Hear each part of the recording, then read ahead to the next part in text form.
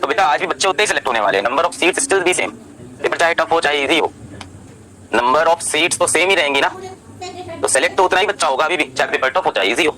आप paper tough है बेटा, देखिए पेपर आपका हार्ड है, सच बात है, पेपर हार्ड है, पेपर टफ है, और पेपर टफ है तो इस बार इंडिया से 5000 बच्चा सिलेक्ट होगा, क्योंकि सीट कम कर दी जाएगी। ऐसा होगा क्या? ऐसा तो नहीं होगा ना। तो बेटा आज भी बच्चे उतने ही सिलेक्ट होने वाले हैं, number of seats still be same, paper चाहे टफ हो चाहे इजी हो, नंबर ऑफ सीट्स तो सेम ही रहेंगी ना, तो सेलेक्ट तो उतना ही बच्चा होगा अभी भी, चाहे पेपर टफ हो चाहे इजी हो। आप पेपर टफ है तो ये होगा कि कट ऑफ कम हो जाएगा। अब सर कितना लो होगा, कहां जाएगा? अब देखो सभी लोग अपनी अपनी प्रेडिक्शन बता रहे हैं।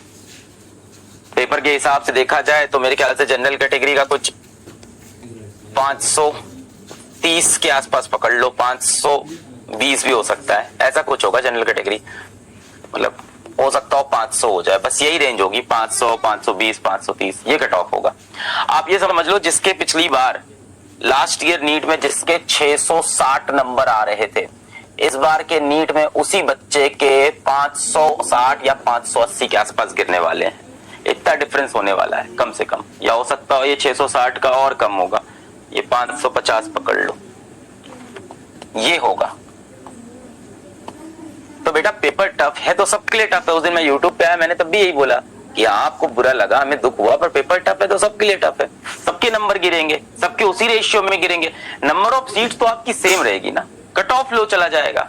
मैं एक ही चीज बोल रहा हूं, जिस बच्चे ने साल भर मेहनत से बैच में एकदम कंसिस्टेंसी से पढ़ाई की, जिस बच्चे ने डीपीपी सॉल्व की, टेस्ट दिया, उसका पेपर अच्छा नहीं हुआ होगा, ये नहीं कह रहा उसका पेपर अच्छा हुआ होगा, सिलेक्ट हो जाएगा, मैं ये कह रहा हूं।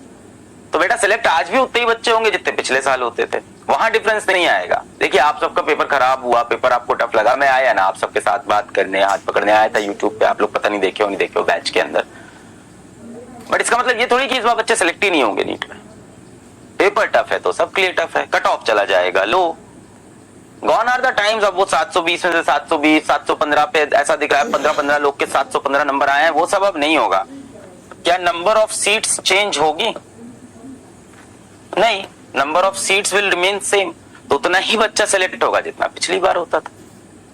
मैं आपको क्या बोल रहा हूं कि इस बार वो बच्चे जिन्होंने एक तो बहुत डेप्थ में पढ़ाई की होगी, बैच के अंदर कायदे से पढ़ाई की होगी, डीपीपीज लगाए होंगे, टेस्ट दिए होंगे, सीरियसली क्वेश्चन सॉल्व किए होंगे, उनके भी नंबर ज्यादा नहीं आएंगे, पर सेलेक्ट तो वही होंगे ना, रेशियो तो सेम रहेगा ना, वो बच्चे सेलेक्ट तो अभी भी होंगे।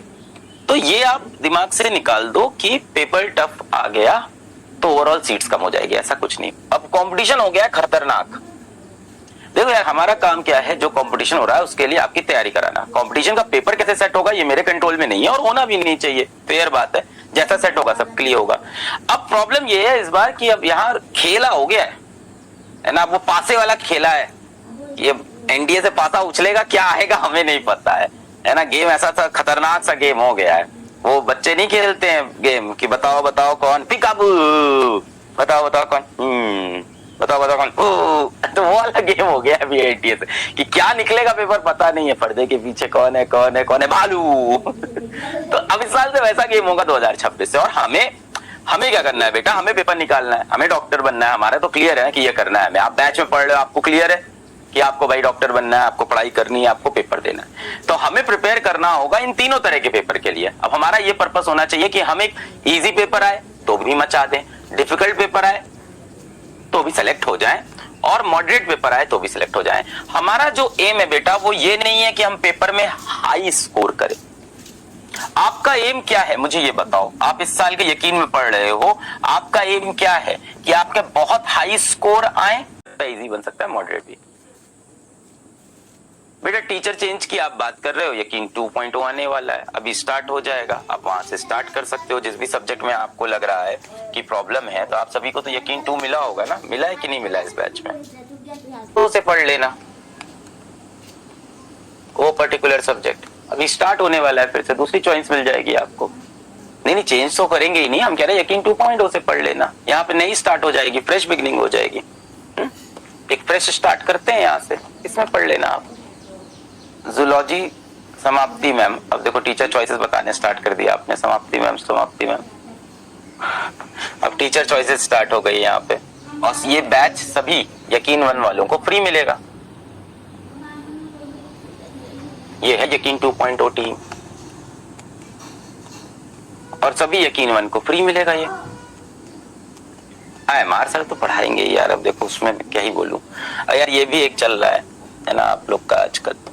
यार IMR सर ने पिछले 3 साल से 4 साल से बहुत मेहनत की है नीट डिपार्टमेंट के अंदर, नीट फिजिक्स के अंदर आप पकड़ लो या ओवरऑल नीट के अंदर बहुत मेहनत की है। मैं वही कह रहा हूँ ना, जिस बच्चे ने यकीन 2.0 में बैच में पूरी फिजिक्स पढ़ी होगी हमारे सर से, डिटेल में कंप्लीट सारे क्वेश्चन सॉल्व किए होंगे, DPP सॉल्व की होगी, सर की टेस्ट दिए होंगे, वो अभी भी सिलेक्ट हो रहा है बेटा। मैं यही तो कह रहा हूँ। आपको क्या लग रहा है कि सिलेक्शन वहां से नहीं होंगे? सिलेक्शन वहीं से फिर से होंगे। पेपर खराब हुआ है तो सबका हुआ है। हमारे सर ने बहुत जीतोड़ मेहनत की है यार साल भर, है ना। अभी क्या पेपर खराब हुआ है तो ऐसा हो गया नहीं यार सर ने ऐसा नहीं पढ़ाया था, सर ने तो किसी ने नहीं पढ़ाया ना बेटा इस लेवल के पेपर, क्योंकि कभी आ ही नहीं रहे PYQ में एनालिसिस ही नहीं है ऐसा, तो कैसे इसको प्रिपेयर करें? मान लो ऐसे लेवल के लिए आपको हमेशा तैयार कराते रहते पेपर इसी आता, आप टाइम मैनेजमेंट नहीं समझ पाते। अभी का जो नीट का पेपर चल रहा था पैटर्न, वहां टाइम मैनेजमेंट ज्यादा इंपॉर्टेंट था, कितनी स्पीड में आप सॉल्व कर सकते हो, ये ज्यादा इंपॉर्टेंट।